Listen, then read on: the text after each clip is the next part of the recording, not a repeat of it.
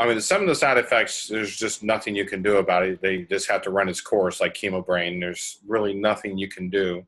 I did, as far as like after treatments and stuff, I changed my eating habits as far as eating healthy, trying to go more organic and cut some of the artificial stuff out of my food.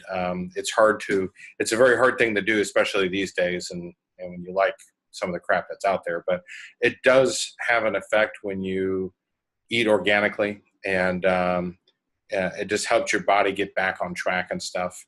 The weight loss, because it's hormonal, it's almost impossible to keep it off, but you can manage it.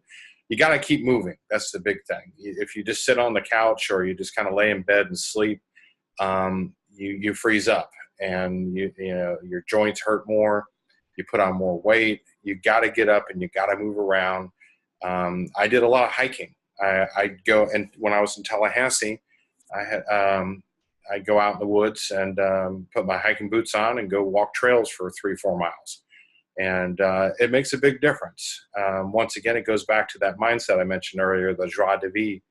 You've got to have that love of life. And if you can take the negatives and find something good about them, like if you're fatigued a little bit, and go find something you're interested in doing. One of the silly things I did about a year ago is my kids got into Pokemon on the phones.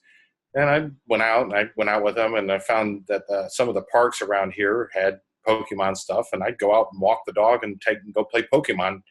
And believe it or not, that mindless thing of flipping around on the phone, I'd be out there for an hour, 2 hours walking around and doing it. Whereas if I was out there by myself and just walking around, I probably would have lasted 15, 20 minutes because it's hot or buggy or something like that. Whereas doing something mindless, rather than sitting on the couch watching TV, I flipped around on my phone for 2 hours and got a good exercise.